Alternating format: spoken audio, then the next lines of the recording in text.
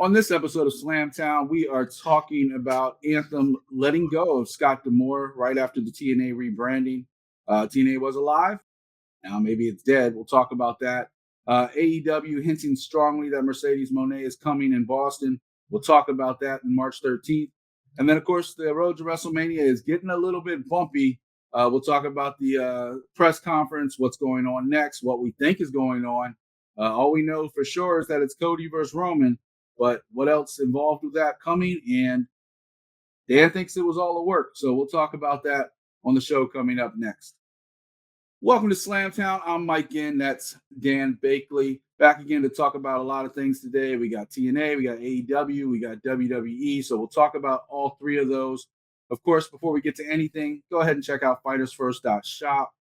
Let our apparel be a part of your story. Get the Slamtown merch, support the show, get Dan's Cage My IQ merch, support him and everything he's doing on his network. Dan, how you feeling today, buddy?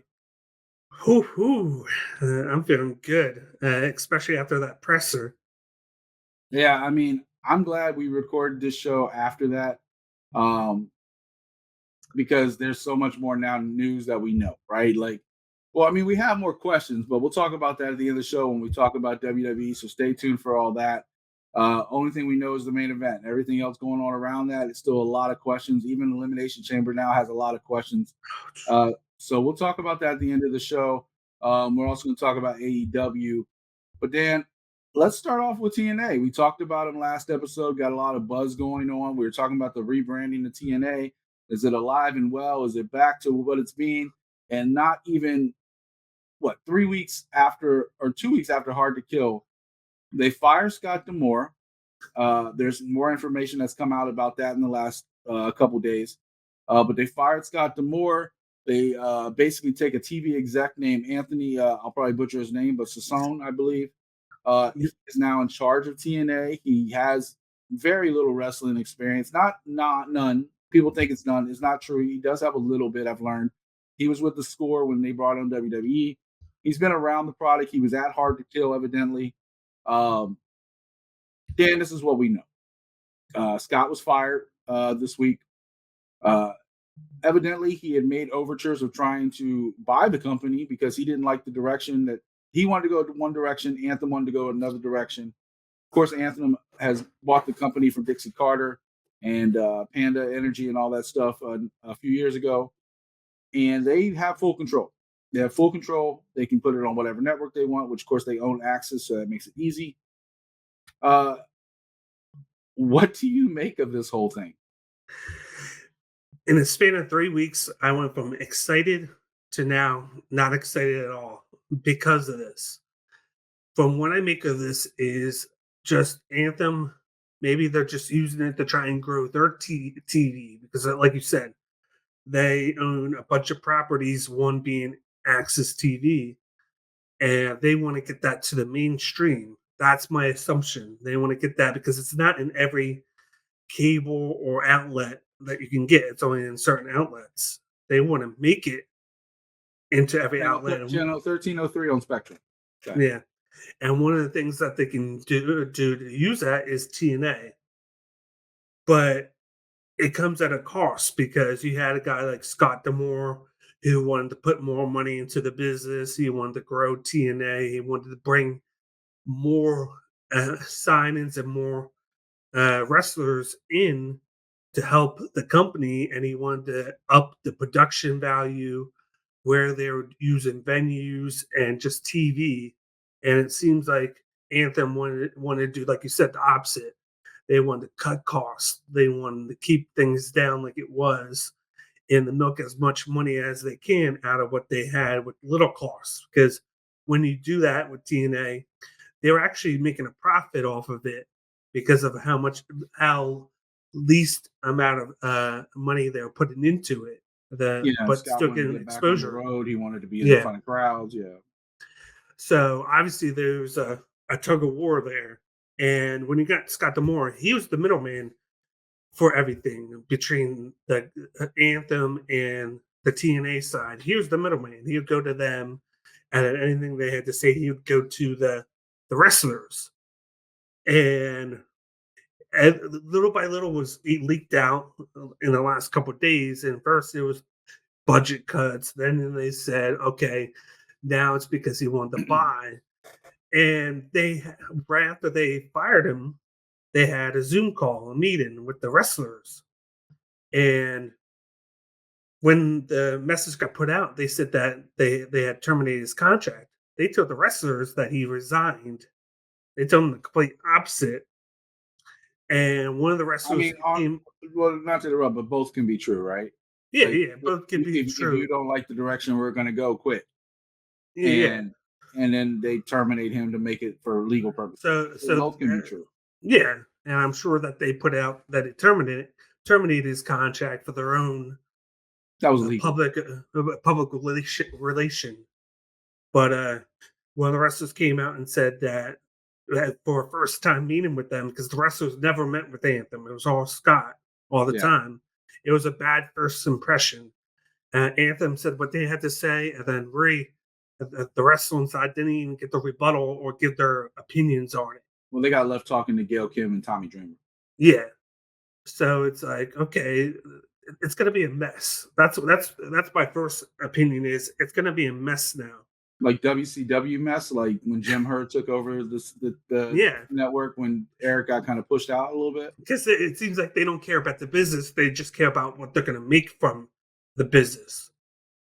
Well, so far I know, according to reports, because we don't know until we see it, Yeah, right? But Anthony Sassone tends to be somebody who listens, not necessarily jumps to conclusions. So hopefully he'll be somebody who listens to the wrestlers.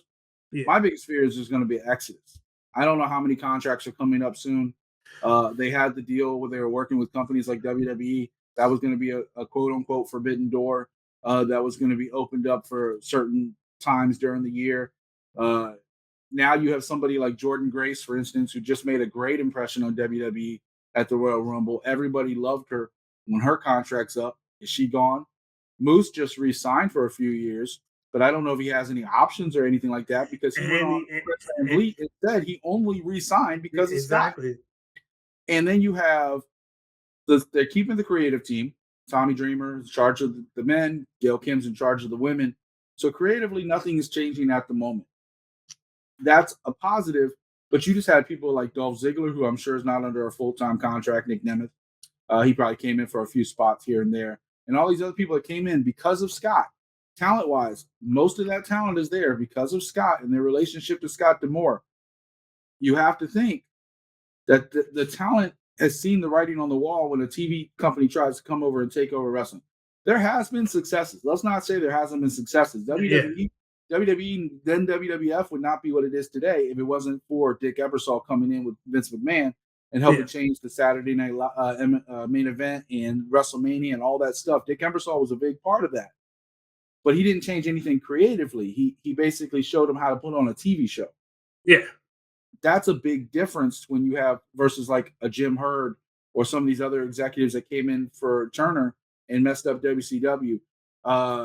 When you now have an Anthony Sassone representing Anthem, and their goal is to make TNA part of their content, not its own big entity that Scott was trying to rebuild it up.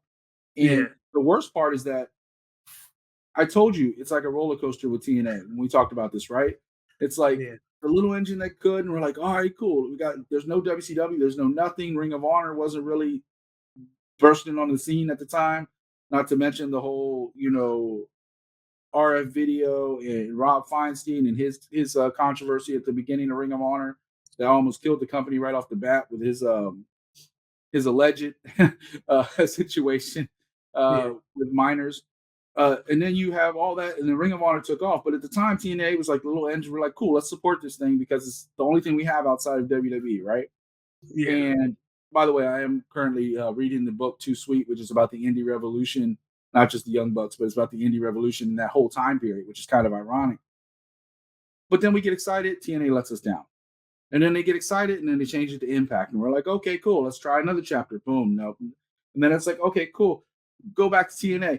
All right, here we go. And then not even weeks later, it's already dead. Like, what do we do with this? Like, do we even yeah. support it at this There, point? It's like they're content with making the money that they are now. They don't want to mess the status quo. You could take the chance and put more value into it, spend more money, but then with that comes the process of possibly losing money if it doesn't end well. And that's what I get the expectation from Anthem. They're content with how they're making money off of it now. But in reality, they're going to lose money because they got rid of the one guy that cared about the company, that invested into it, that got the Been there since wrestlers invested into 2003. the image. Yeah, been there for over 20 years, and all the wrestlers respected him, I and he mean, could deal with outside of everything. Jeff Jarrett, he is TNA, right? Yeah, Like Jeff Jarrett made the company. You have people like AJ Styles and Samoa Joe and Christopher Daniels and CM Punk and a number of other talent that have come through there and been stars. Main event players like Main Event Mafia, right? Like yeah. Sting and Kurt Angle and Kevin Nash, and all of them came. Booker T gave them a rub. But I see the writing on the wall, and I see companies around the country right now like just firing people left and right, layoffs left and right. The video game industry, they're laying off thousands of people. Uh, Companies like Disney are laying off thousands of people uh, everywhere you go. So Anthem is just like every other corporate company right now, coming off, the 2020, 2021, all these numbers, and now they're kind of like, all right, cool, well, let's reinvest, but the money hasn't come back, so we're going to go be careful again and lay people off. And it kind of reminds me of after the dot-com boom when companies like AOL and then would hire 1,000 people and the next month lay off 1,000. And that's kind of happening again.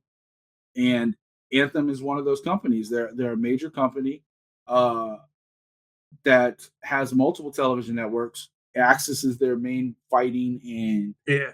action network. That's Axis Action. That's kind of where it comes from.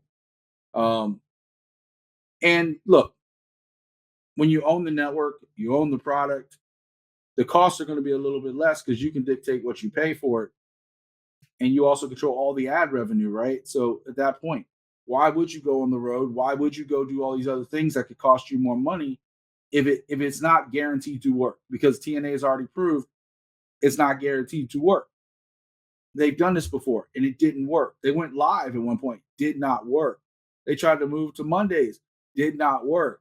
Like everything they tried I'm has just surprised been. that they didn't try. I'm surprised they didn't try to meet in the middle somewhere where they could come up with a compromise. I believe they Well, did. I just maybe, think Anthem wasn't about it. I think Scott came up with a bunch of things. He saw the writing on the wall, and I think it was just too late.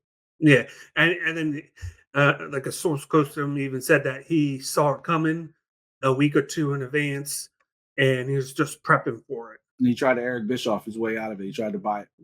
Yeah. Didn't work for Eric either. So don't feel Nope. bad, Scott. We're going to change subjects, but real quick, where does Scott go from here? Do you think he goes to AEW, but as a producer or something? I think WWE hires him to be one of the performance center right then in Orlando, and then brings it. That also gets a bunch of talent like Moose and Jordan Grace and all them to want to jump ship. I think WWE would be too many cooks in the kitchen there, Never and stop for them. him, I mean, has it, WWE is never. but I don't think there would be a role that they could put him in. I think the performance center would be great for him because he likes working with young talent. But he always wants to do more though. That's the thing. You don't think he'd be great? You don't think he'd be great next to Shawn Michaels? Well, Shawn Michaels would have to take a step back. Nah, Shawn can just oversee everything. It would be less on his plate.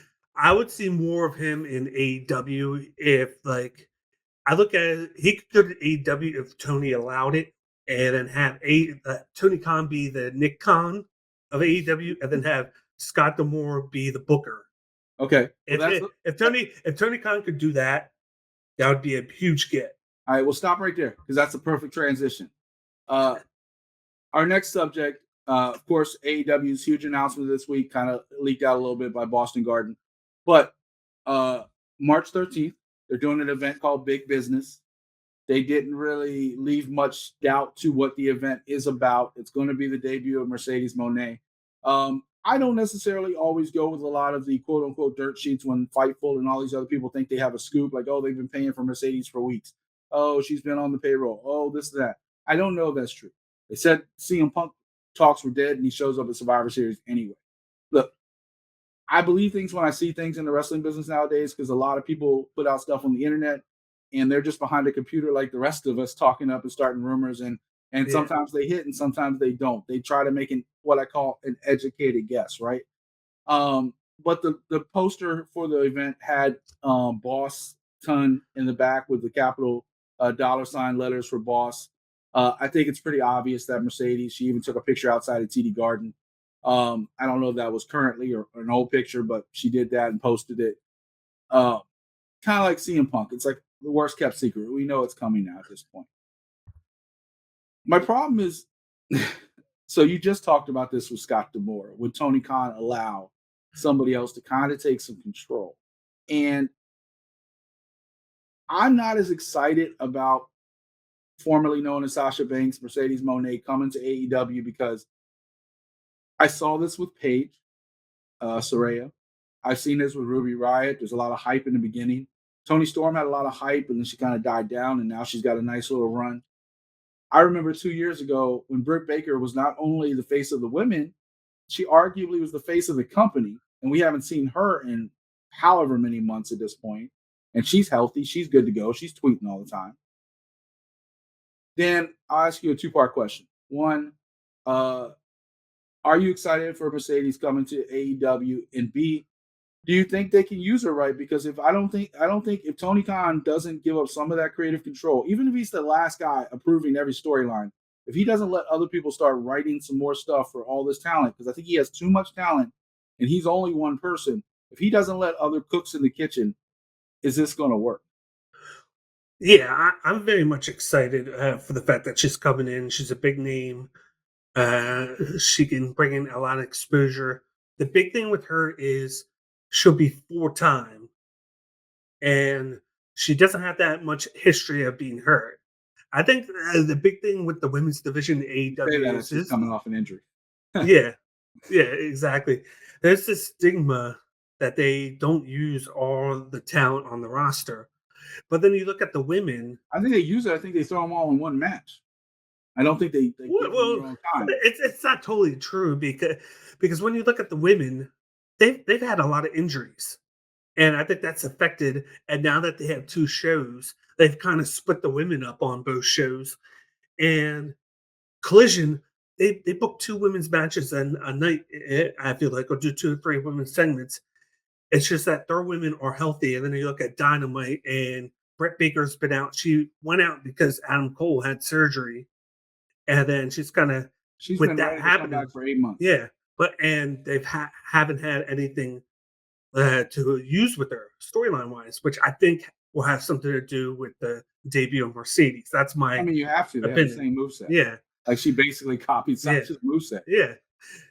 You brought in like one name you forgot to bring that they brought in Jamie Hayter, White Hot. She's She been got hurt. hurt.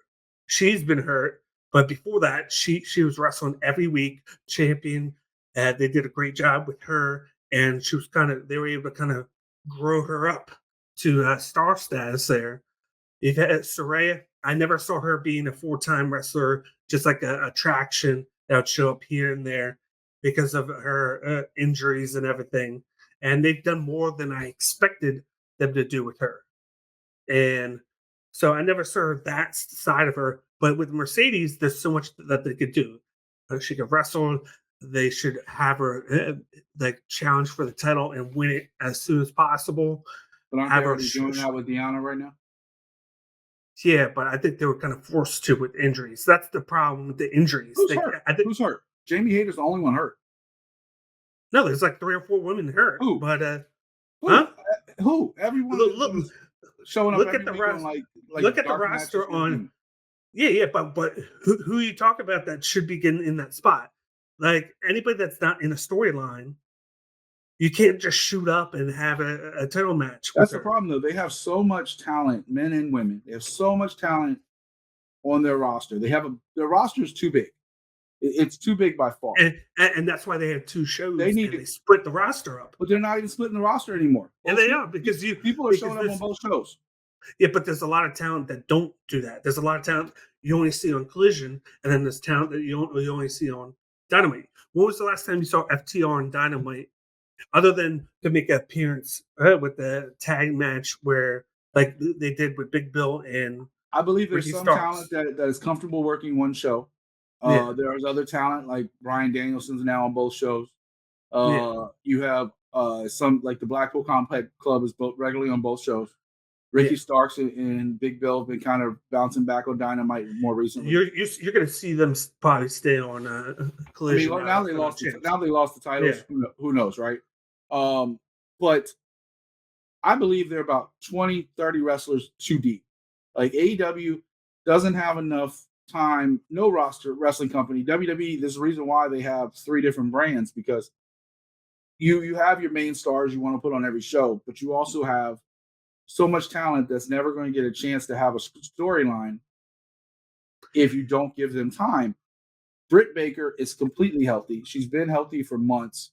She's been wondering on her own on Twitter and everywhere else why she's not on TV. and And we don't even know if that's true or not. She could just be doing that just to she do she could, that. but 2 years ago, this was talking about the face of the company. She literally broke her wrist and still wrestled almost every Yeah, month. And if she's hurt, she's still going to be on TV. Adam's on TV, and he's hurt. He's sitting there in a chair doing segments while they beat up somebody else. She could be there, and I'm sure she's behind the scenes because if Adam's there, she's probably there. yeah. Why is she not on camera doing something? Thunder Rosa's back. There's if you want to relight the fire, that's right there for an easy, quick feud. Ruby Riott has been stuck kind of like mentoring some of the younger talent. Soraya has been very sporadic at all. Deanna Perrazzo has just jumped in the scene, and she's kind of. By the way, Tony Khan wants like, oh, we're bringing the rankings back, and then a new person shows up and immediately goes for the title. Okay, Tony, make it make sense. Don't talk shit about the USA Network and WWE if you can do the same thing. Well, she did wrestle 3 times, by the way, before they did 3 that. whole times, but you got other wrestlers that are like undefeated throughout the year. Like Thunder Rosa's wrestled more than 3 times since she's been back. Why isn't Yeah, she in the title picture? but you got the rankings, but She walked you away got as the champion. yeah, but you got the rankings, and it's not just for one belt; it's for both belts. So Julia Hart has arguably been wrestling as much as Tony Storm and gets half the publicity. And for the right reason, Tony has a bigger name. And Tony's gimmick is awesome, but so is Julia's.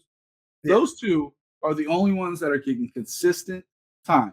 They attach Sky well, Blue to Julia so she gets more they're the time. champs, so they Yeah. should. They attach Sky Blue because this is what Tony does. He builds up factions to get more people Yeah. TV time and it's almost like that AAA Mexican style where the luchador style where they throw a bunch of people in a match and say, hey, you New, guys got New TV Japan time. does it. New Japan does it. It's that style where you just throw more people in there, more factions. WWE's doing it now. To an extent. They're never gonna do it that way. Oh, they're already doing that. Cody's standing on his own. The Bloodline is a big faction, but they don't have everyone in a faction. They don't, but they're getting that way. I don't see that. But back to Mercedes, Sasha Banks. Do you think? Okay, you think it's good for the company, but do you think it's good for her? Yes, because if everybody keeps saying go back to WWE, it's just going to be right back into the hamster wheel there. It could be. Don't get me wrong. It could be same anywhere else, but she could go right back into there, and we're already seeing. We see people go back there, or people go there, and they're talking. Oh, they're going to rebook the tag division. They're going to do this. They're going to do that. The tag division is just every 2 weeks they put the belts on somebody else. The tag division. The Buki Warriors have had it for a couple of weeks now. They're good. Yeah. You know who else had it for 2 weeks? Through WrestleMania. You know who else had it for 2 weeks? Kaden and Katana. They had it, but they couldn't get over. Well, you can't get somebody over when they only have the belt for 2 weeks and they defend it once. They've been trying to get those two over since NXT, and the truth is that while they're fun to watch, they don't have that connection with the audience. They tried to do. They went from like, oh, they're super athletic, and of course, Katana Chance is formerly like American Ninja Warrior. Yeah. Now they're like rave girls. Like they trying all these different things to try Yeah, to but get things to resonate, and they just don't. they've been like that for the last year and a half, which got people invested in NXT with them. They're That's what they talented, but they were. just don't resonate with the crowd. I don't know. I've seen the crowd get into them, but then it's hard to get into somebody when you don't show them. It's like I said, they weren't on TV for like 6 weeks. You put them on, and then a week later they win the belts, and then you take them off of them 2 weeks. You have to be able to digest these things, and you can't do that because there's always a change in direction when it comes to the tag division. Especially with Hey, women. yeah, if that's the way Unfair, to do unfair it, or not, especially with women. The women's yeah. division has always been hot and cold. I And think it's just a bunch of placement of putting things together. This was the one thing that TNA did great was the way that they booked the the tag division for the win. But Dan, one thing I love about you is you're never afraid to talk over me. I appreciate that. yeah, And, but I will say, because I'm gonna change gears real quick. I will say the greatest thing I think for Mercedes' point of view is that she gets to continue working in New Japan. exactly. Um, that was part of this deal, allegedly. I mean, we don't know the deal, but they do have a working relationship. You've seen it with the Forbidden Door and everything else. This allows her to go back to Stardom, which is up in the air because Stardom just fired their president too. Uh, but Stardom, New Japan, New Japan Strong, and of course working in AEW, she can stay busy even if she's not in a storyline with AEW at the time. So I think it is a win for Mercedes. I think the only difference is maybe she might have got more money coming back to WWE, but you know there are so many more questions with WWE, which is a great segue to go into what I like to call the bumpy road to WrestleMania. Uh, I agree with Dan to some extent that this is, I mean, of course, it's wrestling, it's a work, of course. But how much was planned ahead of time? Uh, so, what we know after the presser is that Cody chose Roman, uh, which leaves way more questions than answers when it comes to the rest of the card. Because in 2 weeks, we have Elimination Chamber from Perth. uh, they basically have the women's side taken care of, right? Like they did the Yeah, turn with Bailey, Io Sky. I like how Rhea Ripley still calls her Io Shirai at the press conference, but Io Sky and Bailey and that whole blow up of damage control. Where would Dakota lie in that? You can bring Mercedes isn't obviously coming back, but Trinity's another one of Bailey's friends, so she can come in and help her if she needs it. Um, the women is kind of taken care of. All the rest of the women are getting thrown in Elimination Chamber. The winner fights Rhea Ripley, who's fighting Nia Jax in Elimination Chamber. So that's a win.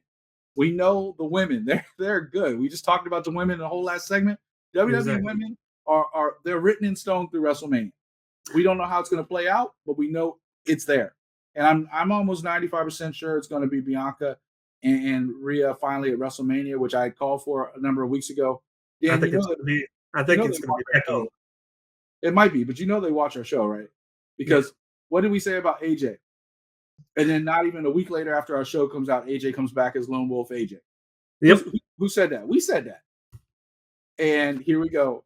Once again, I think Bianca being on the poster, I think it's pretty much a given. I think they brought out Becky just to get a pop and kind I of. think the whole Bianca thing was just to add on to the Bailey storyline of, I'm not even on the poster. They're forgetting about me. But hey, I I think it just has to won a do with the Royal TV Rumble. show. I think it has to do That with too. That too.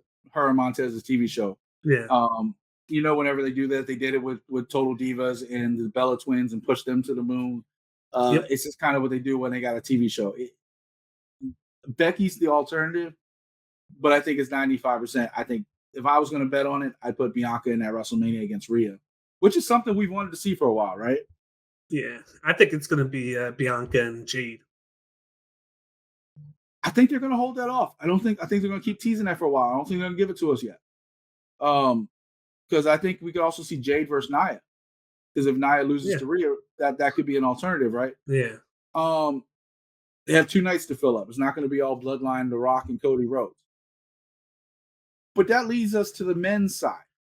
And before we talk about The Rock and Cody and Roman, how about how weakly they're making Seth look right now? Because first he comes out begging for a match with Cody, which a champion should never do.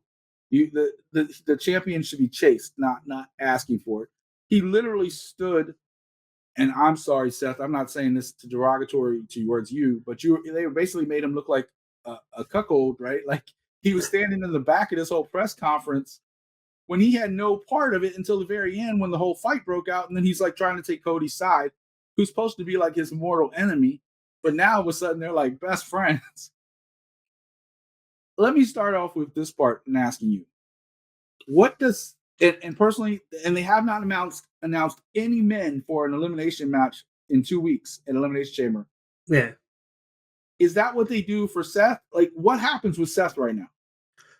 Yeah, they're gonna do an Elimination Chamber for Seth's title. And Seth was there. I said it yesterday. Seth is there because they wanted to keep the suspense of who Cody was gonna pick. That's the only reason Seth was there. But then you were able to use Seth with Roman Reigns with the back and forth. We've already said this: is Roman is Hulk Hogan and Seth is Macho Man. Especially with how Seth dresses these days and the Wearing his white glasses and like Roman said? those the different colors that he uses, they just accompany the top two guys there. But then you got the new guy Cody, and the whole relationship with Cody and Seth has kind of come full circle. Who's the one guy that questioned Cody coming back and said he wasn't the WWE guy? He was only going there for the time. That stick's getting stale too, because he did the same thing with CM Punk, and he did Yeah. even last night. It He even did was that with The Rock a frustrating. little bit, Yeah. like cursing out The Rock at the end, like you Yeah. don't get to call the shots, you don't get to come in It here. was Yeah, when Cody did it, it was fresh, it was new, it was perfect. And now you see like the transition, like Cody beat him 3 times, and then I see why he wants to do Cody because it's unfinished business. Like he's the workhorseman or champion, also like you because his said. opponent CM Punk got hurt. Yeah, the workhorseman champion that he wants to get that revenge on. Not revenge, but he wants to right that wrong of losing to him 3 times. And you got the belt, which would make perfect sense for Cody to go after. And then during this whole time, Cody has become the guy. If the workhorseman, he's on every show. He talks to He's the most over everybody. superstar. Yeah, he's over. He does the publicity, and he's kind of proved Rollins wrong. So that's where the kind of the camaraderie has grown between the two. So he's like, even though he wants to fight him, he respects him now. So let's stop there real quick and let's talk about Yeah, behind the scenes. Because yeah, that's true. And when they first came back, even though they respected each other, they really didn't like each other. Cody yeah, said a number of interviews, him and Seth they're not the same kind of people. They clash. They respect each other in the ring, but outside the ring, they'll never hang out. Over the last year and a half, they have softened their stance and they've made amends, and they yep, have become more sociable behind the scenes.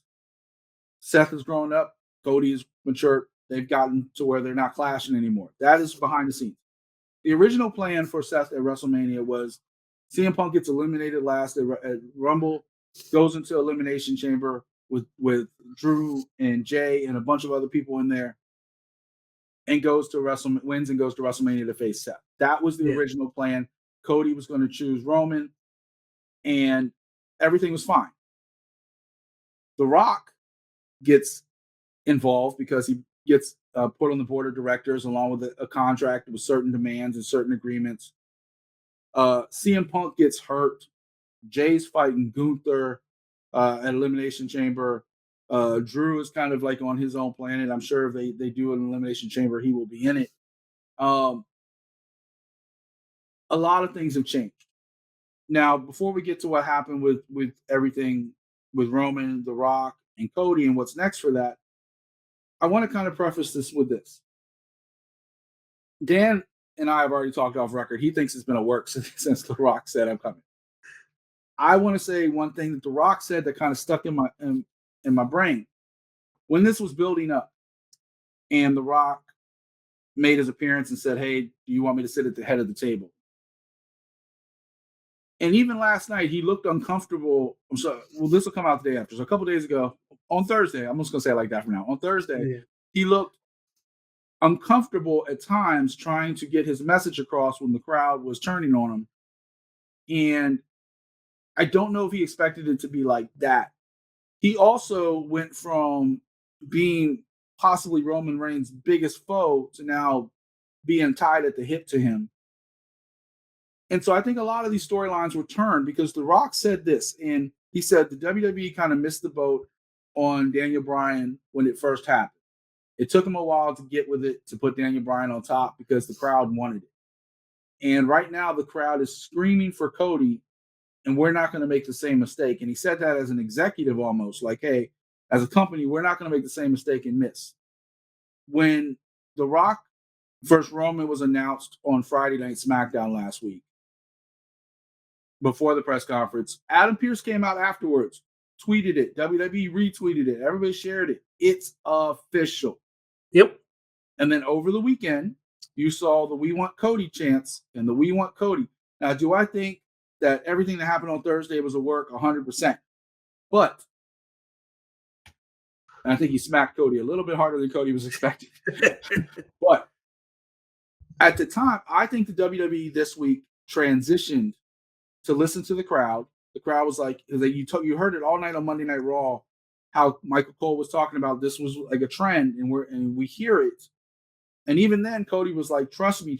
And the crowd was like, nah, we're not having that. This is our show. We want Cody.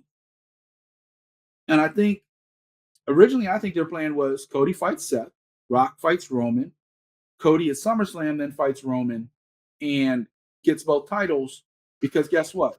In October, we talked about this, September, October, Raw goes away for 3 months. They're not going to be on air till January. So you only have one show. So I think that was the plan. Now, Dan, you think that thing was a work from the day Rock came back. Tell me why. There's so many little Easter eggs, but the first one is, if you watch the presser, and you remember on the backdrop, they showed on one side Roman, on the other side The Rock. After it ended, it changed. They showed Roman here, and then they showed Cody on the other side. So yeah, it's like they changed. They changed. I think they changed it this week. No, because another one after Friday, and Rock coming out. They never made anything official for Mania. They never said it's Roman versus The Rock. Nothing was ever official. No, the WWE never.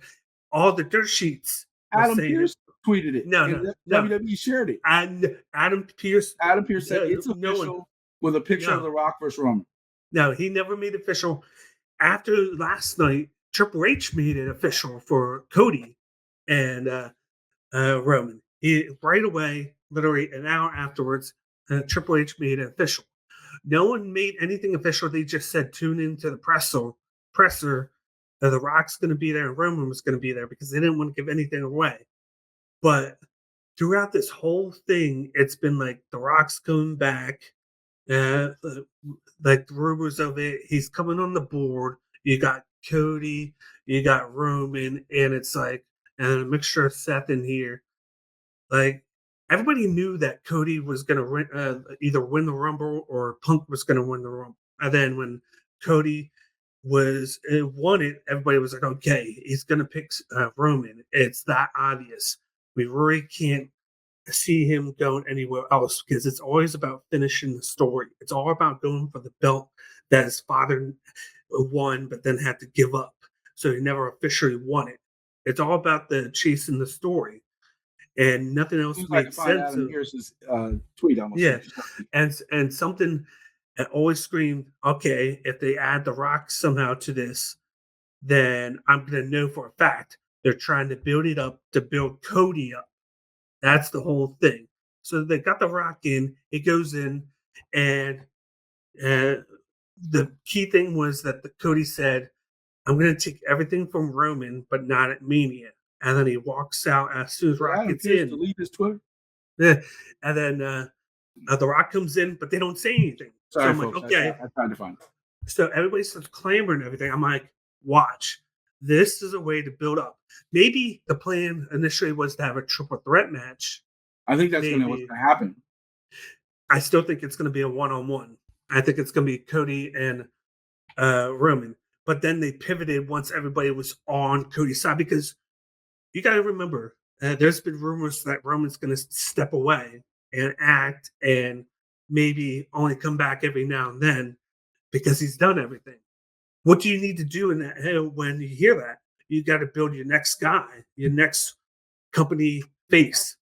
They're doing that right now with Cody. And what's the best way to do that is to put him up against Roman and The Rock, because The Rock is the board now. You need to have like a little bit of story, because last year this is what happened and they lost. They made the wrong decision. So you want to add a little bit of a wrinkle, a little bit of fresh They didn't make a wrong freshness decision. to They it. didn't make a wrong decision. Triple H said it after the press conference. This is Yeah, WWE. The story's never finished. yeah, and like it's a way to change the game up within the rivalry. The game. I see what you E- did there. Exactly, and I think the best part was to make, like, I predicted that he was going to turn heel. I thought, like I said, corporate Rock. That's a great way to have it done. I didn't think he was going to side with I didn't Roman. think he was going to do that because I thought it would hurt his Yeah, movie rules. yeah, but it's a way to. I thought it was going to be okay, corporate Rock, and you're going to have three different guys, and it gives a way for Cody to pin the Rock and not Roman, so that you still have that after Mania. Even though Cody wins the belt, Roman has that chance for a rematch, because, like I said, he said, "I'm going to take everything from you, but not at Mania." For them to have a rematch later on, and then that's where Cody beats Roman, and then he's like, "Okay, my bloodline is the strongest. I'm part of the biggest bloodline in WWE. I've taken the title from you, and then our bloodline has taken that spot from you guys." So my problem with that is that one, I mean, I think we kind of said the same thing a little bit, but I think I think everything did get made up this week. I think everything changed this week because when he said I'm not going to take Mania with you from you, Yeah, I think that was SummerSlam. Like I told you, like I think they're going to do Seth and Cody, and then later Roman and Cody because it would have never worked though. It would have never worked. it always worked. Because the thing about WWE is everybody wants to build to WrestleMania, but WWE is year round. Yeah, And there's another big event that's almost as big as WrestleMania now called Saudi Arabia. And when they go to Saudi Arabia, the hundreds of millions of dollars come flowing in. And that's where I think originally they wanted to do Rock versus Roman. Um, but at the same time, we don't. So here's the thing: we don't know what the Rock's new contract is, right? Because we know his executive side, but we don't know what his talent contract looks like because he's slowed down on his movie roles. The guy is 51, I believe. Um, Not that he can't do a million more movies, but he's been focusing a lot more on corporate stuff lately. He's, the yeah, XFL and now the UFL. Now they merged. You talk about that. You talk about him joining the corporate board of directors for WWE and TKO Holdings. Um, the money that comes with some of those things, he's doing more production things. Is he back with WWE at least making multiple appearances a year now that he's part of the team, so to speak? And I think that's, we thought, oh, he's off for one off for WrestleMania and then he'll be gone again. But I don't think he's going to be gone again. I think he's going to be around. And with the Netflix deal coming up, you're talking about $5 billion, and Netflix has outs throughout that kind of came out. So if that doesn't live up to the hype, Netflix can drop the deal at any time, I think after 5 years. yeah. There's a lot of pressure to put a star like The Rock. I didn't think Rock would ever turn heel because I think it hurts his movie roles. Now, but if he's going to be around for a year or two, it gives him time to go heel and come back to be in the face and walk out the door to make more movies, right? Same reason John Cena never wanted to turn heel because he didn't want to lose the movie roles. You want people to love you. Well, and then the merchandise that didn't help seeing it too, with selling all the merchandise and with the kids. It was always going to be hard to turn him anyway. Well, I think Roman proved that you can be a heel and sell merchandise. He's still Yeah, one of the top sellers whenever he comes out with yeah, the simplest shirts. It's like wreck everyone and leave. And it's like, yeah, boom, million sales. Like when you're over, you're over. I think the problem here is that they have left such a hole on their entire roster by switching at the last second and going back to Cody versus Roman.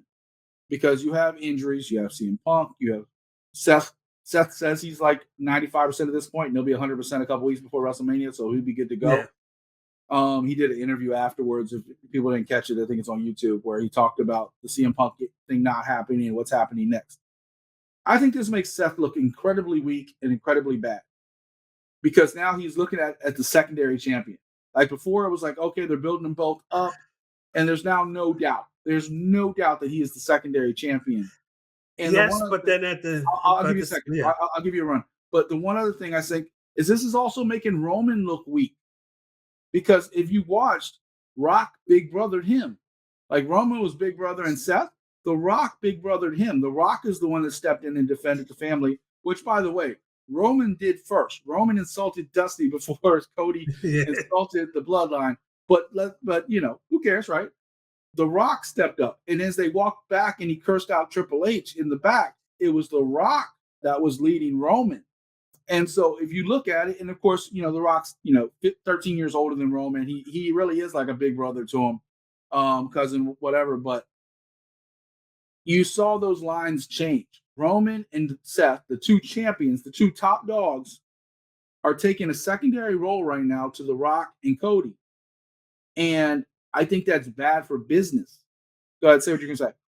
Yeah, but then at the same time, you're getting to the point where you thought The Rock was going to be Roman's biggest foe, but now he's supporting Roman. When they left the presser, you see the video of him and Roman talking to each other, leaving the arena with Paul Heyman.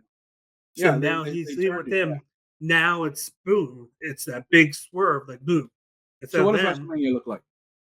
Night What one. are the main events? Because I think right now, it's going to be. I think if they were smart, they do Roman on 2 nights, Roman versus The Rock and Roman versus Cody. But I don't think they're smart with that. So I think that will be one of them. But what do you think the main events are going to be? Night one's going to be Roman and The Rock versus Seth and Cody. Tag team match.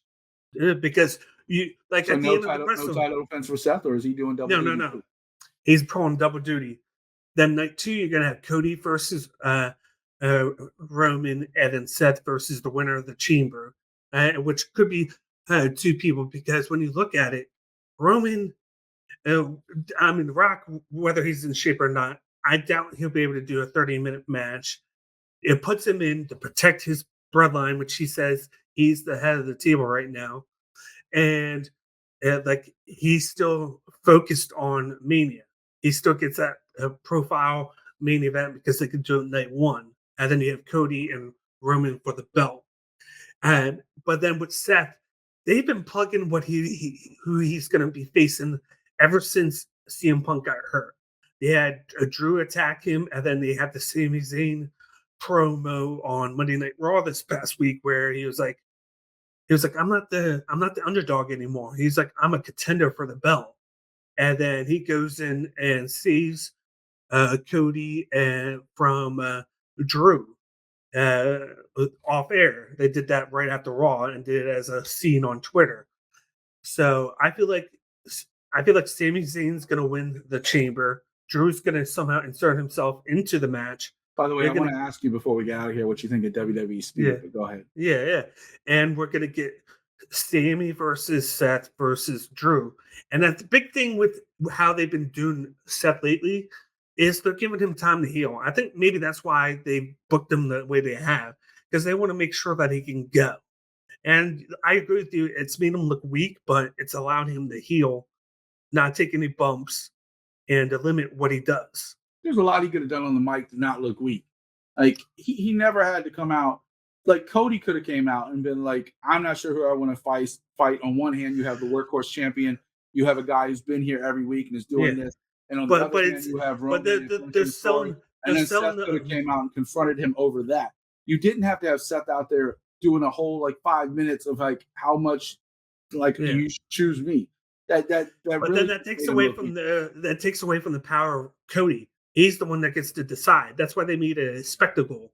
But every year, the up until last year, because we knew he was choosing Roman because there was only one belt last year.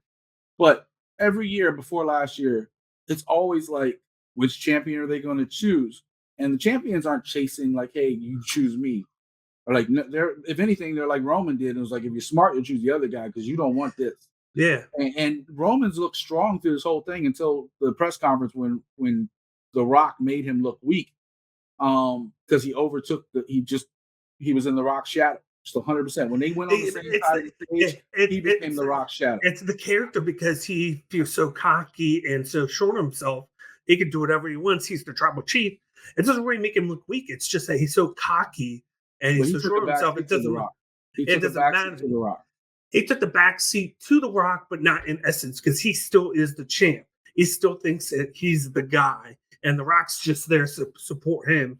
And he's just backing because The Rock was okay. I'm going to say this. I'm going to step ahead just because the name face. That's just to get The Rock into it, but it's still Cody and Roman, and Roman is still holding the belt at the end of the day. And I think that this was the best way to do it. I think that was the only pivot that they might have made, but a lot of what they had, the pieces were already there. The only thing that changed was who Seth was going to face. That's it. Two speed questions, and then we're going to get out of here for the day. Yeah. One, we know that that Roman would have to hold the belt through September to beat Hogan's record. Does Cody finish the story? Which isn't really a record in myself, but that's just me. Does Cody finish the story at WrestleMania, or does Roman keep holding that belt and the story continue? He finishes the story. Okay, so he won't be Hogan's record. No. And then the other question is, you kind of mentioned it with the after thing on Twitter. WWE does have a deal now with X, Twitter, whatever you want to call it, for highlights and 5-minute matches called WWE Speed, a new action-packed series. I'm sorry, we've entered a world where wrestling has become more prevalent, even in WWE, to where we're looking at these longer, more exciting back and forth matches. AEW's kind of brought it into the forefront again. New Japan, all these other companies, that wrestling is important. And it takes more than 5 minutes to have a wrestling match. Are you surprised though? Is this just like the new WWE, like Sunday Night Heat? Like, what is this, Dan? Like, what do you make of Speed? Real quick before we get out. I'm not surprised because they've done this before. Look at I didn't mean you had to talk that fast. I just meant the segment quick. Yeah, They did the mixed match challenge, which was on Facebook and at the time. But those were full matches. They were full matches, but it's still the same concept. They're trying to get it onto social media, and people want to watch something quick. They want to see the highlights. Sometimes they're on the move, and they want to be able to watch it. 5 minutes is the perfect amount of time for somebody on the go to catch something. And maybe, but how can you tell a match in 5 minutes? I don't think they're trying to tell a match. I think they're just trying to put the match on. Thank you, man. Pin. Yeah, and you get it. And it's a way to get the exposure of certain wrestlers that you're not seeing right now. We've seen Odyssey Jones get drafted to Raw, and when have we seen him since the draft? We haven't. He's been relegated to doing live shows for SmackDown. So, yeah, I think there's a few talents like that. The what's her name? Fire. She was in Alba Fire. Alba Fire and her tag team partner. Isla Dawn, yeah. Isla Dawn, yeah. Like they've barely gotten any time. You talked about it with Katana and Caden, or whatever they're calling themselves now. Yeah. Yeah. There's too many rosters. Every roster needs to be cut down by 20 or 30. I'm sorry, you want everybody to work, and there's so many talented people, but the NBA only has so many spots, right? The NFL only has so many spots. There's practice squads, there's G leagues, but in wrestling we have the indies, right? Yeah. But that is our show today. So many more questions and answers. I can't wait to get back with Dan either next week or the week after, and kind of see where things are kind of standing and talk about more subjects. I'm sure we'll have plenty of hot button topics to think of. Leave a comment. Tell us. Let's get this conversation going. Let's blow Slamtown up. Subscribe, like, do all those wonderful things. Of course, head over to not only Fighters First, but head over to Legends House. We got all the legends: Dynamite Kid, Bad News Allen, Bad News Brown, Paul Orndorff, Ivan Koloff, and then also some great paintings and stuff we're putting on there from Kim Static, a great artist out of Calgary. And of course, I got the wrestling library that we're building up there too, with a lot of great books that you can buy on Amazon that I'm finding for you and kind of previewing for you. So a lot of stuff going on at legendshouse.com, haus.com. You can see it up on top of the screen with the logo. Dan, any final words to get out of here today? I'm looking forward to seeing how they build this WrestleMania card in the coming weeks. I hope we're able to see what happens. Enough to make you pay Elimination $1,000 Chamber. for a ticket? Yeah, that's kind of how I had the same reaction when they were in Tampa. I get it. Yeah, it's like a Super Bowl. It's an event, but yeah, it's tough. And then which night do you buy, right? Or do you buy both and then pay $2,000? Yeah. All right. For Dan Bakley, I'm Mike Gann. This is Slamtown. Leave a comment. We're out.